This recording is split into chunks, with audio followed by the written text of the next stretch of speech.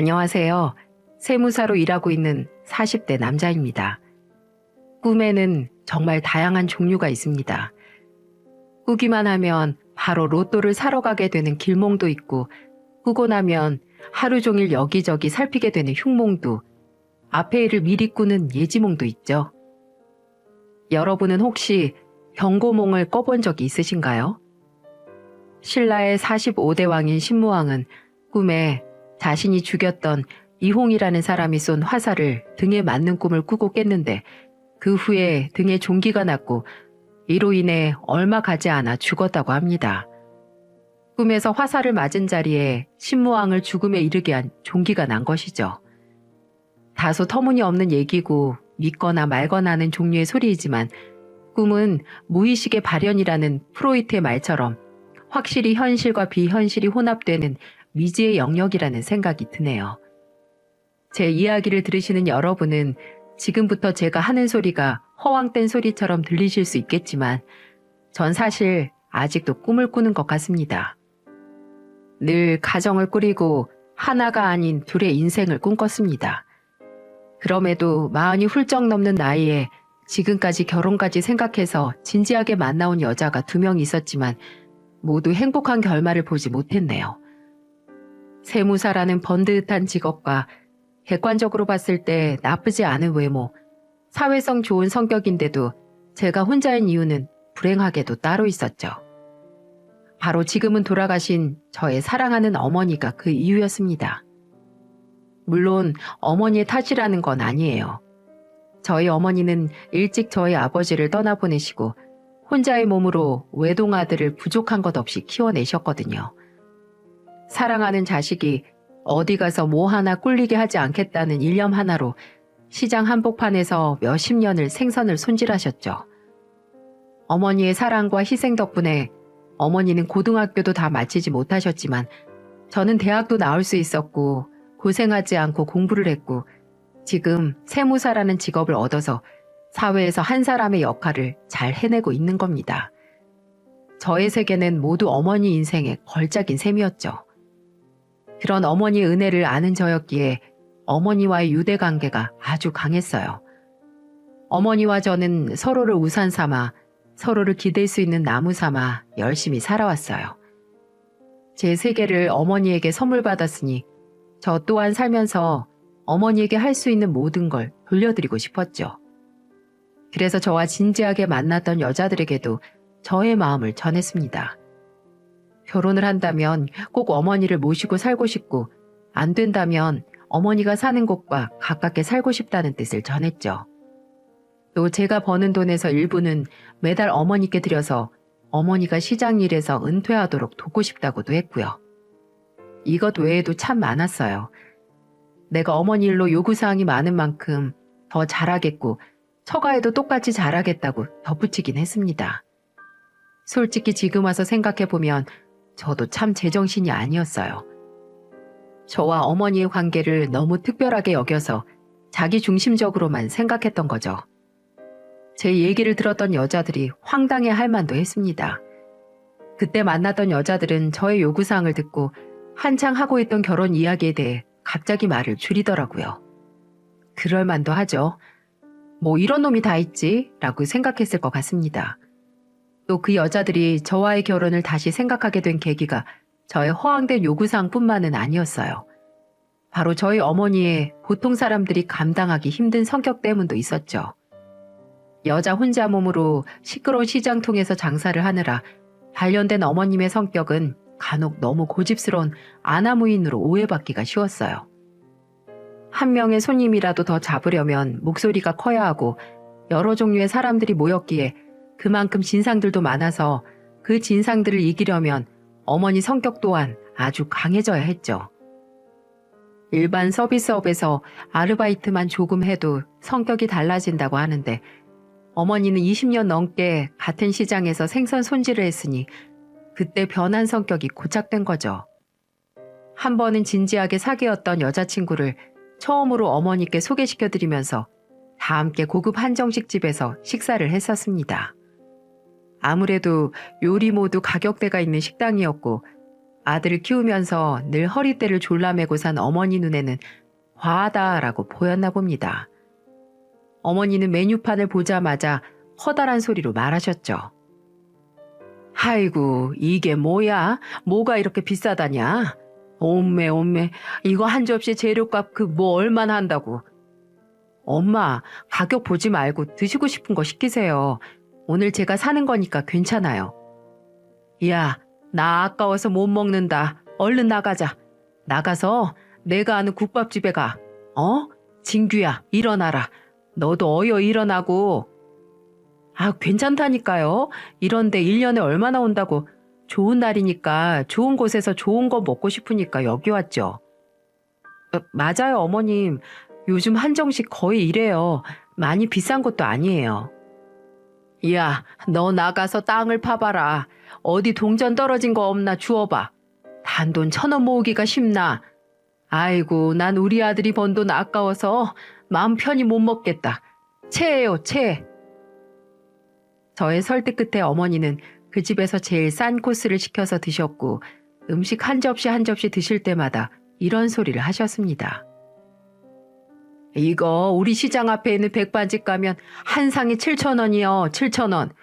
뭐 얼마나 좋은 게 들어갔다고 그 값을 받고 팔어?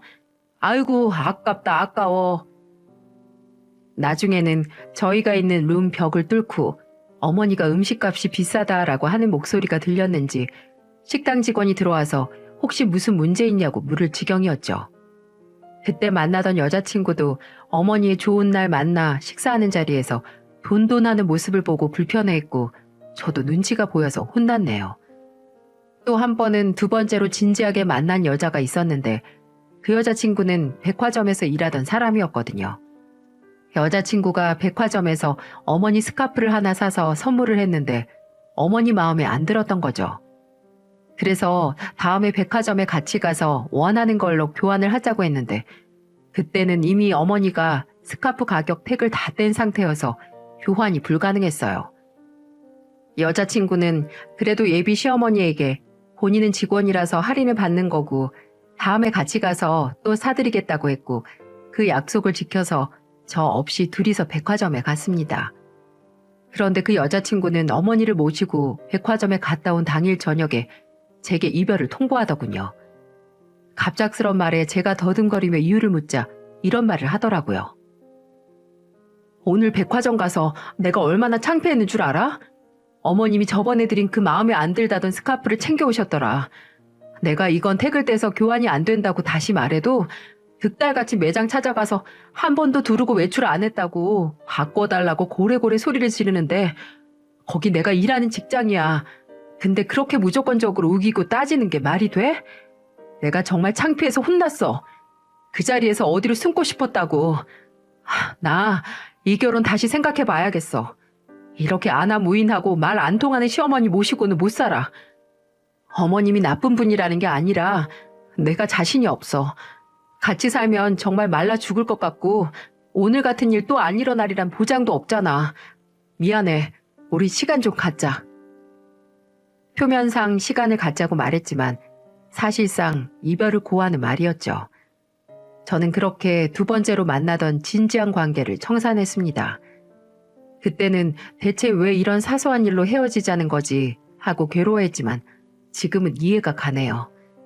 아들인 저도 가끔씩 저희 어머니 성격이 감당 안 될 때가 있으니까요. 동시에 그런 어머니를 탓하고 싶지도 않았어요. 저희 어머니가 고등학교를 못 나오고 뭐든 돈 걱정부터 하고 성격이 괄괄하게 된 게 어머니의 잘못이 아니었으니까요. 그저 어머니가 살아온 세월이 그렇게 될 수밖에 없는 환경이었던 거라고 생각을 합니다. 그래서 저는 감당하기 힘든 성격의 어머니와 평생 그런 어머니를 모시고 살아야 하는 저를 받아주는 여자를 만나지 못한다면 이번 생은 아쉽게도 결혼을 하지 않겠다고 마음을 먹었습니다. 하지만 그런 다짐이 무색하게 제가 40을 앞두고 있을 때 어머니께서 돌아가셨어요. 급성 심근경색으로 시장에서 쓰러지셨고 제가 연락을 받고 병원에 갔을 땐 이미 어머니는 이 세상 분이 아니셨죠. 참 많이도 울었고 가슴 아파했고 또 대상 없이 분노도 했습니다. 눈 감기까지 비린내 그득한 시장에서 그 미끌거리는 생선 손질만 하다간 어머니가 불쌍해서 울었고 또 어머니가 박복하게 살 수밖에 없었던 운명에게 분노했습니다. 하지만 시간이 지나 보니 그 슬픔과 분노의 원인은 바로 저였어요. 어머니가 그런 인생을 살았던 본질적인 원인은 바로 아들인 저였으니까요. 저를 키우기 위해 시장에서 생선을 팔기 시작하셨고 제 입에 뭐라도 더 하나 넣어 배불려주기 위해 돈에 집착하게 됐으니까요. 한동안 어머니의 부재로 폐인처럼 살다가 끝까지 일하다간 어머니가 제게 주신 인생을 더 소중하게 살아야겠다는 걸 깨달았죠. 그 후로는 제게 더 집중해서 살았어요. 열심히 일했고 좋은 사람들을 만나 즐겁게 살았죠. 하지만 딱히 여자를 만나진 않았습니다. 기회가 없었다면 없었던 거고 저도 적극적이지 않았거든요. 어쩌면 제 무의식 속에서 어머니가 돌아가시자마자 여자를 만난다면 뭔가 옳다구나 하고 만나는 것처럼 느껴졌나 봅니다. 그렇게 몇 년이 흘렀고 평소 저를 참 안쓰러운 눈빛으로 보던 같은 사무실에서 일하던 선배 한 분이 제게 여자를 소개시켜 주겠다는 말을 하시는 겁니다. 같이 점심시간에 식사를 하고 있을 때 깜빡이도 없이 말을 꺼냈죠. 영수 씨, 이번에 여자 소개 한번 받아봐. 네? 갑자기요? 웃지만 말고 영수 씨 이제 곧 50이다 50? 반 100살이라고. 100세 시대에 남은 인생 반절은 내 짝 찾아서 알콩달콩 살아봐야 하지 않겠어? 그럼 좋죠. 근데 제가 좀 반 포기한 상태라서요. 내 아는 사람이 이번에 혼자인 남자 없냐고 물어봐서 내가 딱 영수 씨 얘기했지. 그 사람 아는 사람인데 올해 30 후반에 화장품 회사 다니는 여자라고 하더라. 영수 씨도 들어봤을 거야. 우리 사무실 앞에 지하철역에도 그 회사 광고 크게 붙어 있으니까. 아, 본 것 같아요. 그 3번 출구에 있는 거죠? 거기. 거기 팀장이라는데 능력도 좋고 일단 얼굴도 진짜 예쁘대. 약간 아나운서 스타일의 단아한 분위기라고 하는데 내가 우리 영수 씨 취향을 잘 알잖아. 그래서 딱 기다리라고 내가 좋은 남자 안다고 전해놨어. 아, 역시 저 챙겨주는 건 선배뿐이네요. 근데 제가 나이도 많고 그러니까 가볍게 만나만 보라고. 그쪽도 결혼 생각 딱히 없대. 그래서 영수 씨 소개시켜 주려고 하는 거야. 그리고 그 여자가 영수 씨 나이 듣고 괜찮다고 했대. 나이 신경 안 쓴다고. 어때? 한번 나가봐. 아니면 아닌 거지 하고 넘어가면 되니까.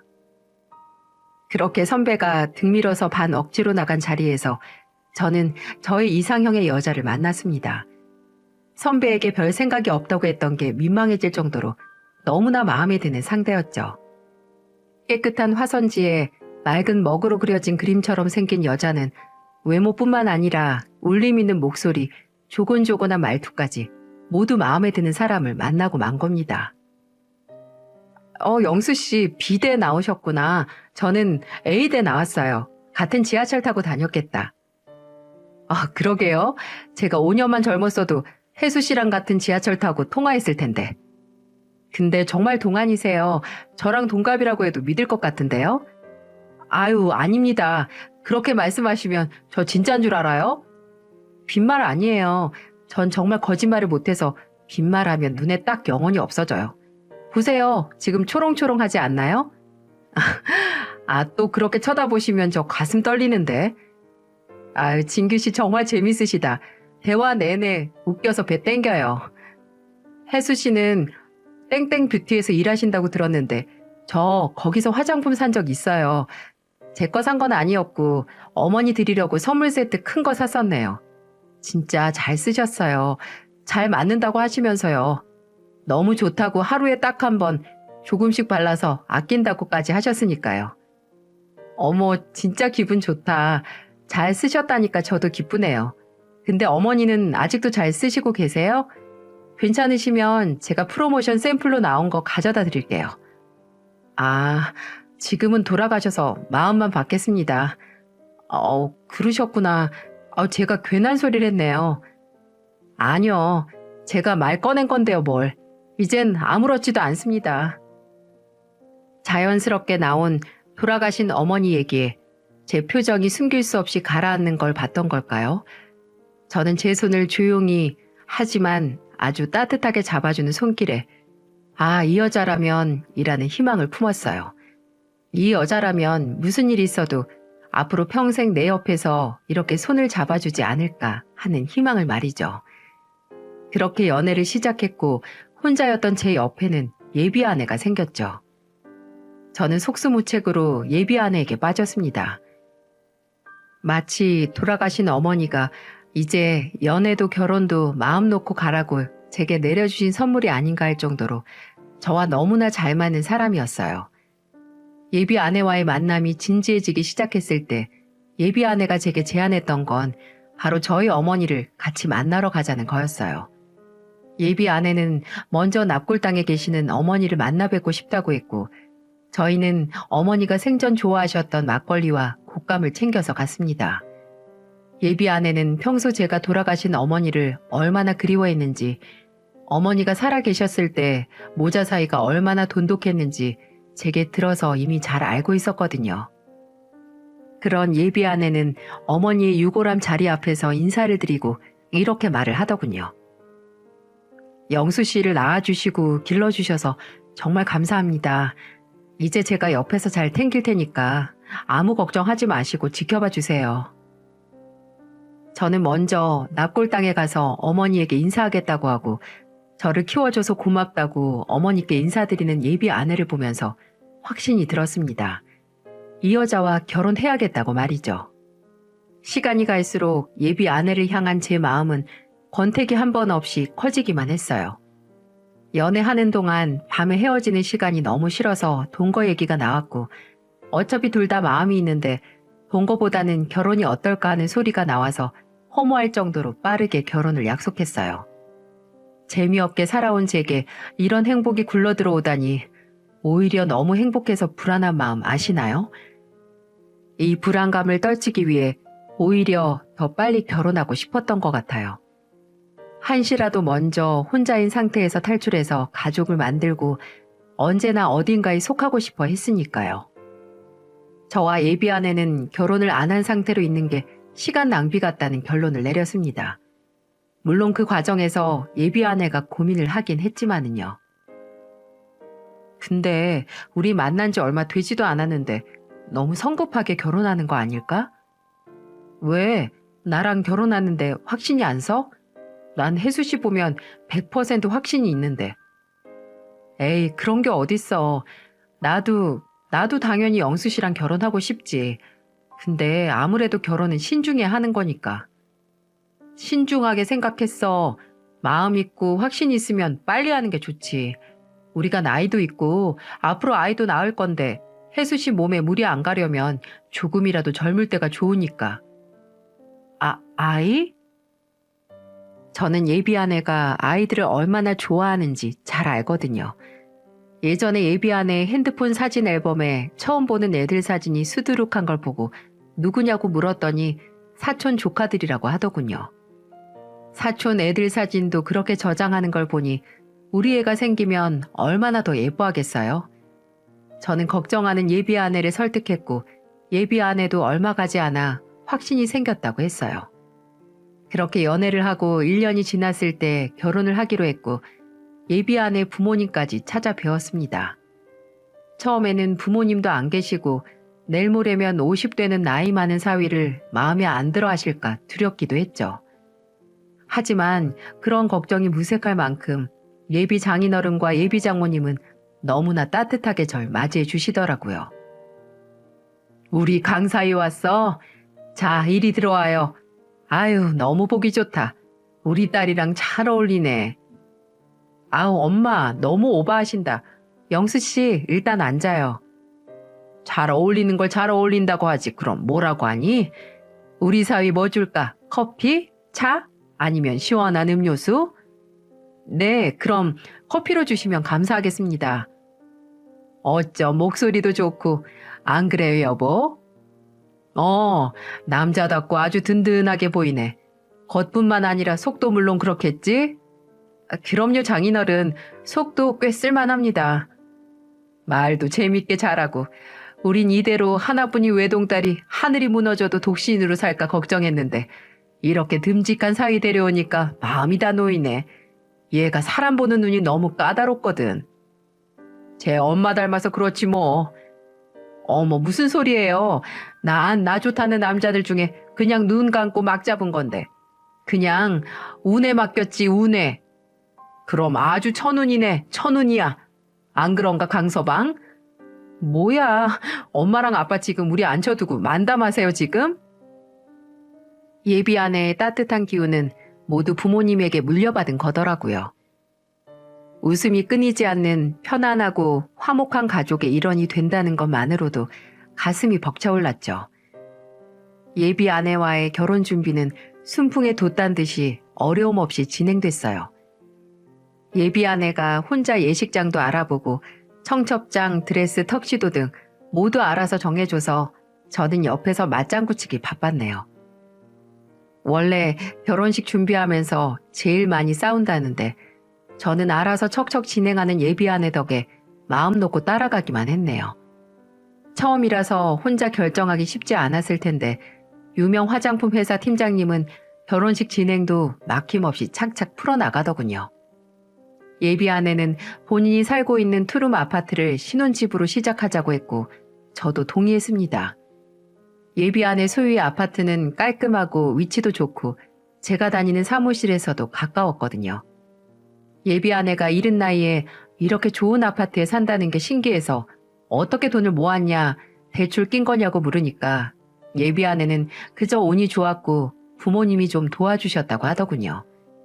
사랑을 많이 받고 자란 만큼 경제적 지원도 잘 받았구나 생각하고 말았죠. 예비 아내의 집을 신혼집으로 하기로 했으니 리모델링 비용을 제가 내기로 했어요. 리모델링 업체에서 한 6주 정도 걸릴 것 같다고 하네. 그리고 하루 정도는 더 냄새 빠져야 한다고 하고. 내 집에 와 있을래? 아니야.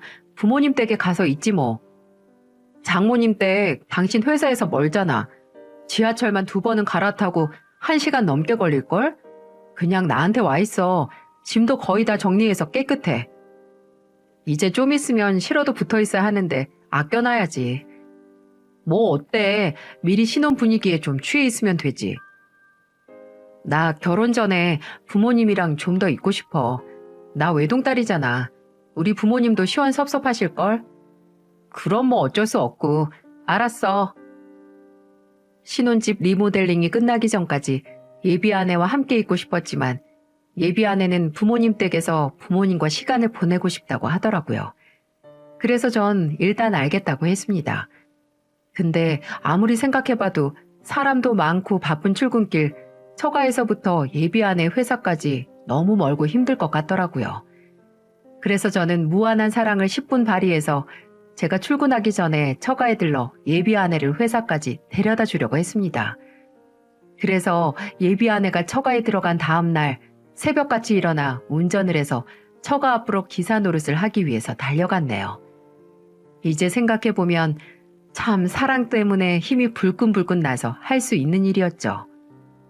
처가 앞에 차를 세우고 예비 아내가 평소 일어나는 시간에 맞춰 전화를 걸었어요. 몇 번 신호음이 가더니 이내 예비 아내가 전화를 받았죠. 아침 일찍 갑자기 웬 전화? 일어났어? 준비하는 중? 그렇지. 출근 준비하고 있지. 한 30분 걸리나? 다 되면 아파트 뒤로 나와. 나 차 주차하고 기다리고 있으니까. 왜? 왜긴 왜야. 우리 혜수 회사까지 데려다 주려고 그러죠. 뭐야. 뭐하러 그렇게까지 해. 당신 지각하면 어떻게 하려고. 됐어. 먼저 가. 나 방금 일어나서 좀 늦게 나갈 것 같고 아빠도 나간다고 하셔서 같이 가기로 했어. 그래? 그럼 어쩔 수 없지. 그럼 회사 끝나고 만날까? 내가 회사로 데리러 갈게. 아니야. 저기 영수 씨.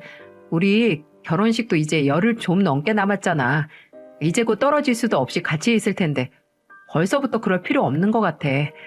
그리고 그래야 결혼이 더 특별하게 느껴질 것 같고. 우리 결혼식 전까지 너무 붙어있지 말자. 제가 너무 귀찮게 한 걸까요? 아니면 예비 아내에게 메리지 블루라도 찾아온 걸까요? 여자든 남자든 결혼 전에 괜히 우울해지는 사람들이 있다고 하더군요. 저는 예비 아내도 그런 연유 때문에 결혼 전에 거리를 두자고 하는 것 같았죠. 동거하다가 결혼하는 사람들도 결혼식 전에는 잠시 떨어져 있는다고 하잖아요. 일단 그 마음을 이해 못하는 게 아니라서 알겠다고 하고 끊었습니다. 예비 아내의 의견을 받아들여서 결혼식 전에 예비 아내를 직접 만나지 못하고 하루에 몇 번 문자나 전화 통화만 했네요. 그렇게 결혼식 열흘 전에 제가 아침부터 몸이 으슬으슬하게 춥고 아주 약간의 몸살기가 있는 것 같더라고요. 결혼 전에 컨디션 조절을 해야 하니까 그날은 일 끝나는 대로 집으로 가서 바로 쉬었습니다. 집에 있는 상비약 입에 털어놓고 기절하듯 잠에 들었죠. 그런데 전 살면서 이런 경험은 처음이었어요. 그날따라 몸이 안 좋아서 그랬을까요? 처음엔 너무 생생해서 제가 초등학생 때 살던 낡은 빌라집으로 돌아간 줄 알았어요. 정말이지 생생한 꿈이었습니다. 꿈속에서 저는 현관에 서 있었어요. 신발을 신은 채로 집 안에 들어가 마치 짜여진 각본대로 어머니가 쓰시던 안방으로 향했습니다. 문은 제가 다가가자마자 자동으로 끼익하고 열렸고 그 방 안에는 사람 하나가 제게 등을 보이고 앉아 있었죠. 한쪽 다리를 굽혀 세우고 그 위에 팔 한쪽을 얹고 있는 낯익은 모습. 그렇습니다. 제가 그리워하던 저의 어머니였어요. 어머니의 뒷모습을 보고 저는 입을 열려고 했지만 여느 꿈이 그렇듯이 제 의지대로 되는 게 없더군요. 저는 벌어지지 않는 입을 계속해서 열려고 했고 그 과정에서 어머니에게 뭔가 텔레파시라도 간 건지 어머니는 아주 천천히 뒤를 돌아서 제 얼굴을 보시더군요. 꿈속에서 어머니 얼굴을 보면 바로 눈물이 나올 거라고 생각했는데 아니었어요. 몇 년 만에 얼굴을 본 어머니 표정이 너무나 무섭게 굳어 있었기 때문이었죠. 어머니가 왜 화가 나신 거지? 혹시 나 때문에? 대체 왜? 이런 의문이 무섭게 장가지를 뻗어갔지만 그때까지도 입을 열고 한마디 할 수조차 없었어요. 어머니는 한동안 무서운 표정으로 저를 쳐다보시다 갑자기 거짓말처럼 서글픈 표정을 짓더니 입을 열어서 무언가를 말하셨어요. 수고한다. 처음엔 대체 무슨 말인지 제대로 들리지도 않더군요. 어머니의 목소리는 공허한 방 안의 메아리처럼 퍼져서 제가 미처 붙잡을 수 없는 것처럼 퍼져나갔어요. 애써서 대체 무슨 말을 하시는지 들으려고 했습니다.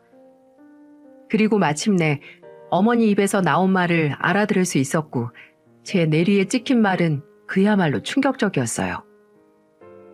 영수야, 너 그년이랑 결혼하면 절대로 안 된다. 이게 지금 대체 무슨 상황인 건지 분명 이건 꿈인데 아니 그때는 꿈이라고 생각을 하지 못했지만 왜 어머니가 저렇게 애절한 얼굴로 제게 결혼을 하지 말라고 하시는 거죠? 그리고 그년이라니 어머니가 대체 뭘 아시고 저런 말을 하시는 걸까 생각하며 정신을 못 차리고 있었습니다. 어머니도 저의 멍청한 모습에 답답하셨는지 다시 한번 확실하게 소리를 지르셨어요. 영수야, 그년이랑 결혼하면 안 된다. 어디에 맞아서 깬 것처럼 온몸이 파들하고 떨리면서 눈을 떴습니다. 귓가에 아직도 어머니의 목소리가 왱왱하고 울리는 것 같았죠. 일어나 보니 몸은 잔뜩 흘린 식은땀 때문에 차갑게 식어 있었어요. 그 때문인지 이상하게 몸이 떨리더라고요. 핸드폰을 확인해 보니 새벽 2시가 조금 넘은 시간이었어요. 갈증이 나서 주방에 가서 물 한 컵 따라 마시고 생각해 보니 어머니가 돌아가시고 처음으로 어머니 꿈을 꾼 거였어요. 호전몽을 아시나요? 장자가 나비 되어 훨훨 나는 꿈을 꾸다가 깼는데 꿈에서 깨고 나서 자기가 꿈에서 나비가 됐던 건지 아니면 나비의 꿈에 장자가 된 것인지 구분할 수 없었다고 하죠. 저도 마찬가지였어요. 한동안은 꿈에서 깨서 물 한 잔 마시는 게 현실인지 아니면 예전에 살던 빌라에서 돌아가신 어머니와 마주했던 게 현실인지 분간이 안 가더라고요. 몇 날 며칠을 제발 꿈에 한번 나타나 달라고 빈 적도 있었어요. 꿈에서만이라도 어머니의 얼굴, 어머니의 목소리를 듣고 싶었으니까요. 하지만 그날 전까지 어머니는 단 한 번도 제 꿈에 나와주신 적이 없었어요. 고인이 꿈에 나오거나 꿈에 나와서 말을 하면 안 좋은 꿈이라고 하던데 꿈에 안 나오면 저승에서 잘 지내고 있기 때문에 안 나오는 거라는 말을 듣고 이후에는 어머니 꿈을 바란 적은 없습니다. 근데 그전엔 그렇게 바라던 어머니 꿈인데 왜 하필 이렇게 이상하고 불길한 꿈인 건지 잠에서 깬 후 뜬 눈으로 아침 해를 맞이했어요. 메리지 블루는 예비 아내가 아니라 나한테 온 게 아닌가 하는 착각도 들더군요. 그저 거사를 치르기 전에 정신이 예민해지니 꾸는 의미 없는 꿈이라고 하기엔 그때 꿈에서 어머니 표정을 머릿속에서 지울 수가 없더라고요. 예기치 못하게 꾼 꿈 하나 때문에 현실적으로 믿을 수 없는 꿈속 어머니의 경고와 내가 사랑하는 나와 결혼할 여자 둘 사이에서 갈등했습니다. 대체 왜 어머니는 제 꿈에 나타나서 그런 말을 하신 걸까요? 만일 여러분의 일이라면 어떻게 하셨을 것 같나요? 저는 돌다리도 두들겨보고 건넌다고 처음으로 제 꿈에 찾아오신 어머니가 아무 이유 없이 나오시진 않았을 거라고 생각했어요. 그래서 확인할 걸 확실히 확인하자고 생각을 했죠. 그래서 일단 사무실에 출근을 해서 제게 예비 아내를 소개시켜준 선배에게 넌지시 물었죠. 선배, 커피 드실래요? 여기요. 땡큐. 웬일이래? 저 선배, 그러고 보니 물어본 적이 없는 것 같아서요. 혜수 씨랑 선배랑 어떻게 아는 사이라고 했죠? 혜수 씨? 영수 씨. 혹시 벌써부터 예비 신부 의심하는 거야? 뭐 있는 사이 아니었어. 그때쯤 군대 동기들 만나 술 한잔 했는데 그때 있던 동기 하나가 친한 동생이 진짜 괜찮은데 아직도 혼자라고 해서 나도 그런 동생 하나 안다고 했지. 근데 왜? 그럼 접점이 거의 없는 거나 마찬가지네요. 아는 사람의 아는 사람이니까. 그렇지 뭐. 영수 씨, 벌써부터 의처증기 보이면 안 돼. 예비 신부 도망가. 선배도 예비 아내에 대해서 아는 게 하나 없어서 더 이상 뭘 알아낼 수가 없었어요. 정말 너무 찜찜하고 죄책감이 생기긴 했지만 한 번에 끝내기 위해서 저는 흥신소 의뢰를 하기로 마음먹었죠. 근데 막상 의뢰를 하려니까 제가 뭘 알고 싶어 하는지 알 수가 없었어요. 아내의 신상, 과거, 행적, 뭐라고 딱 구체적으로 뭘 알아야 하는지 막막했어요. 몇 번의 고민 끝에 저는 예비 아내가 나온 대학교, 일하는 회사, 그리고 가족관계를 알아봐 달라고 의뢰를 했습니다. 예비 아내와 해외여행을 갔다 온 적이 있기에 그때 봤던 주민등록번호를 외우고 있었거든요. 결혼식이 얼마 남지 않았기에 빠르게 조사해 달라고 당부했죠. 예비 아내와 연락을 주고받으면서 저는 계속 한 번의 꿈 때문에 내가 사랑하는 여자를 의심했다는 모순된 감정으로 괴로웠어요. 만일 아무것도 안 나온다면 정말 평생 이 일을 혼자 사죄하면서 살아야겠다고 생각했죠. 그리고 결혼식 4일 전날 저는 충격적인 의뢰 결과를 마주했습니다. 처음에는 다른 사람에 대한 조사 결과가 제게 잘못 온 건 아닌지 하고 몇 번을 확인했죠. 하지만 서류 맨 위에 이름 석자는 달라지지 않았어요. 눈앞에 새하얗게 불타는 배신감과 이게 모두 현실이 아닐 거라는 생각에 정신을 차릴 수가 없더군요. 저는 거칠어지는 숨을 가다듬고 당장 예비 아내에게 전화를 했습니다. 받지 않더군요. 그래서 서류에 적혀있는 모텔 주소로 냅다 차를 몰고 갔어요. 모텔 앞에 차를 대고 하염없이 기다렸어요. 제가 기다리고 있는 사람 한 명을요. 그렇게 2시간 정도 시간이 흘렀을까요? 구석진 모텔 쪽으로 걸어오는 사람이 보이더라고요. 그 사람은 가방에서 핸드폰을 꺼내더니 이내 귀에 가져다 댔고 몇 초 후에 차 안에 앉아있던 제 주머니 안에서 진동이 느껴졌어요. 여보세요? 나야. 전화했었어? 오늘 퇴근이 너무 늦어져서 정신이 없었네. 영수 씨는 퇴근했어? 했지. 그럼 집이야? 아니, 네 바로 앞에. 나? 내가 어디 있는 줄 알고? 저는 그대로 차에서 내려 전화가 꺼진 줄도 모르고 계속 휴대폰을 귀에 대고 있는 사람에게 다가갔어요. 그 사람은 난데없는 저의 등장에 아주 당황해 하더군요. 진규 씨, 여기가 부모님 집이야? 그렇습니다. 허름한 모텔로 들어가던 사람은 다름 아닌 저의 예비 아내였던 거죠. 리모델링으로 부모님 댁에 가 있다고 했던 예비 아내는 들어보지도 못한 구석진 모텔에서 묵고 있었나 봅니다. 여긴 대체 어떻게 알고 왔어? 지금 그게 중요해? 왜 여기로 들어가? 여기 뭐가 있는데? 지금 무슨 생각을 하는 거야? 그게 아니라 어제 내가 엄마랑 크게 싸워서 여기서 잠깐 있는 거야. 이상한 오해하지 마. 아니, 이상한 오해 안 해. 당신이 바람 피운다고 생각도 안 하고. 그냥 난 진실을 다 알고 있다는 거야. 평소와 다르게 차가운 목소리로 튀어나오는 제 말을 듣고 예비 아내는 얼굴이 사색이 되어 입을 떼지 못하더군요. 저는 일단 그런 예비 아내에게 들어가서 말하자고 했습니다. 예비 아내는 마지못해 앞장서서 모텔 안으로 들어갔죠. 익숙하게 묵고 있던 방으로 들어가 문을 열고 들어가는 예비 아내의 뒷모습을 보면서 착잡함이 이루 말할 수 없을 만큼 커져갔네요. 저는 방 안으로 따라 들어가 죄인처럼 어정쩡하게 어디 앉지도 못하고 있는 예비 아내를 마주봤습니다. 모텔방은 오래 사용한 흔적이 남아 있었어요. 여기저기 낯익은 안에 물건들이 즐비했고 딱 봐도 하루 이틀 묵은 게 아니었어요. 한 달 동안 이런 데 있느라 고생했네. 여기 있을 바엔 그냥 내 말대로 내 집에 가는 게 낫지 않았어? 내가 말했잖아. 엄마랑 싸웠고 그냥 결혼 전에 좀 떨어져 있으려고. 너 엄마 없잖아. 단호하게 말을 끊은 저의 목소리에 예비 아내는 다리가 풀린 것처럼 풀썩하고 주저앉았어요. 아랫입술을 바들바들 떠는 예비 아내 앞에 제 옆구리에 껴져 있던 서류 봉투를 던졌어요. 예비 아내는 파랗게 질린 얼굴로 제가 던진 서류 봉투를 가만히 내려다볼 뿐이었어요. 아니지, 너 부모가 없잖아. 아니야? 연기자까지 동원해서 나 속이느라 지극정성이었다. 그치?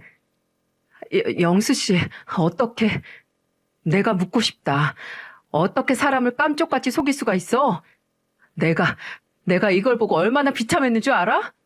어떻게 이혼 사실도, 아니 이혼을 2번씩이나 했고 애가 셋이나 있다는 걸 말 안 할 수가 있어? 말 안 한 수준이 아니라 아예 나랑 하는 결혼이 처음인 것처럼 굴었잖아. 난 그것도 모르고 처음인 결혼식 어떻게 그렇게 혼자 잘 결정하냐고 멍청하게 감탄만 했지. 내가 다 말하려고 했어. 영수 씨 정말 대체 언제 말하려고 했는데? 당신 화장품 회사가 아니라 다단계 일 한다는 건 언제 말하려고 했어? 신혼여행 도중에 말하려고 했니? 어디 움직일 수도 없는 비행기 안에서? 아니야 정말 내가 결혼하기 전에 우리 3일 뒤에 결혼식이야. 3일. 네가 사람이야? 당신이 그러고도 사람이냐고. 영수 씨 제발 내가 다 설명할게. 제발 내 말 한 번만 들어줘.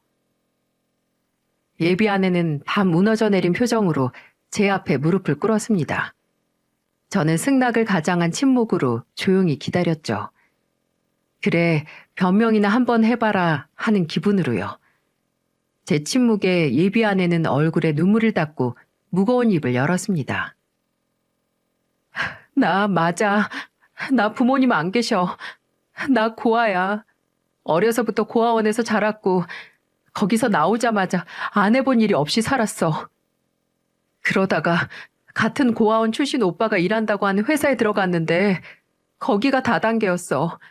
근데 정말 나쁜 일 하는 거 아니야. 돈도 잘 벌고 그리고 첫 번째 결혼은 아이 때문에 했어. 그렇게 살다가 둘째 태어나고 그 인간이 바람나서 이혼했어.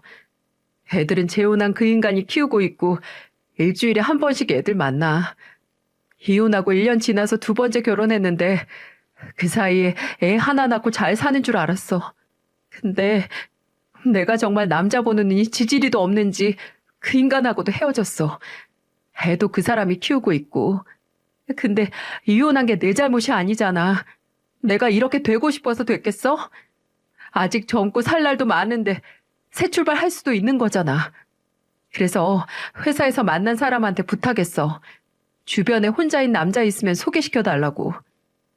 그래. 그리고 그게 50 다 돼가는데 결혼도 못한 나였겠지. 당신 과거 다 봐주고, 아니, 멍청하게 속을 정도로 결혼에 눈먼 총각 찾았겠지. 이거 아니야? 만약 내가 이혼 2번 한 이혼녀라는 걸 밝히고 영수 씨랑 만났으면 영수 씨 나 거들떠 보지도 않았을 거 아니야. 당신 문제는 이혼을 하고 애가 있고 다단계 회사에 다니면서 남들 등쳐먹는 게 아니라 그 모든 걸 다 숨기고 뻔뻔하게 나랑 결혼하려고 했다는 거야. 그래, 맞아. 내가 정말 잘못했어.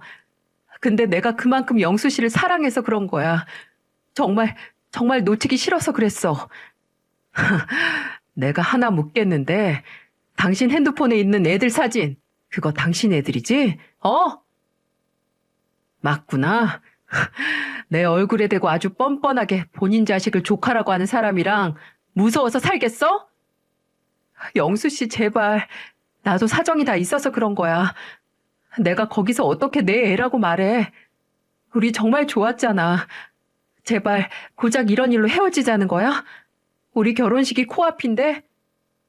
매일 사기치면서 돈 버는 당신한테는 이게 고작일지 모르겠지만 난 아니야. 이 예식장 취소해. 위약금은 당신이 다 물고 리모델링 비용도 당신이 알아서 나한테 보내. 이미 공사 다 끝난 집 되돌릴 수도 없으니까.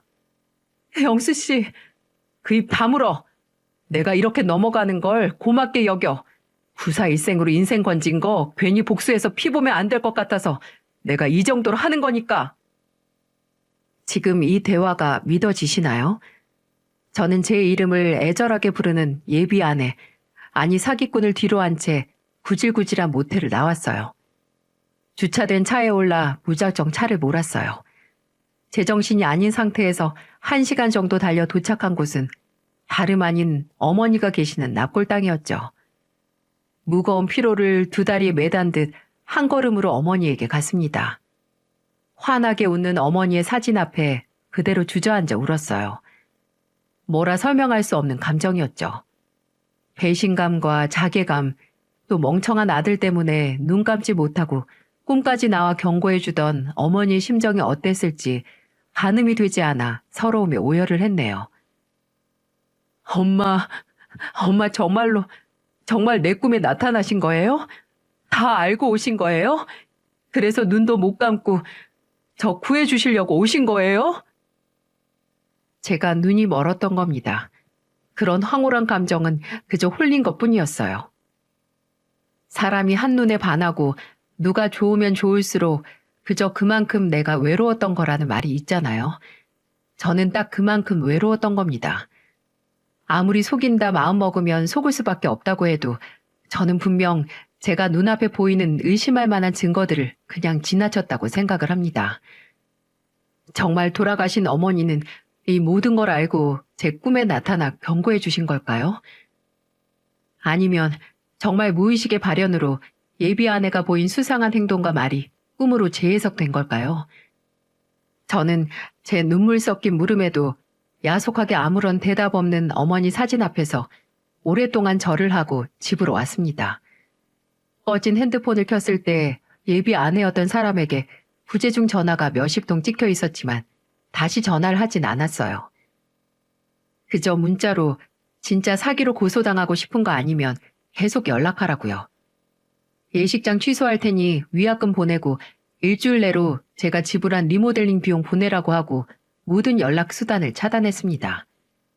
이 얼마나 허무한가요? 등 돌리면 정말 남이고 이 세상 누구보다 멀어진 관계가 되는 게요. 한 달 정도는 저도 제정신이 아니었어요. 그저 사무실 집 이런 생활만 하다가 고작 사기꾼한테 대인 일로 어머니가 돌아가셨을 때처럼 슬퍼하고 싶지 않았어요.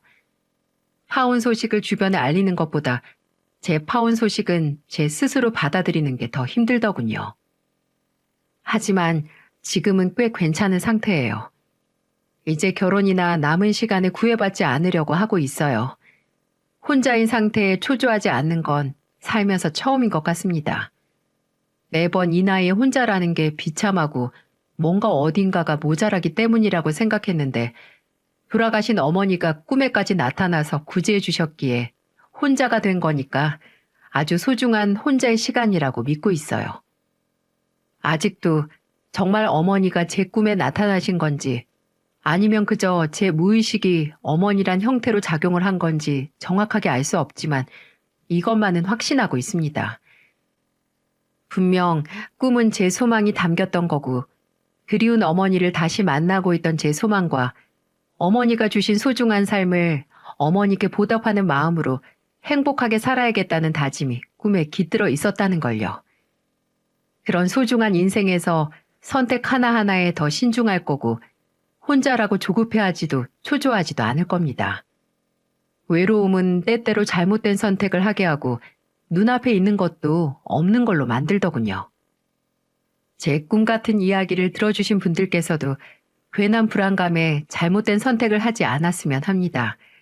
모두들 신중하고 행복한 인생을 살길 바랍니다.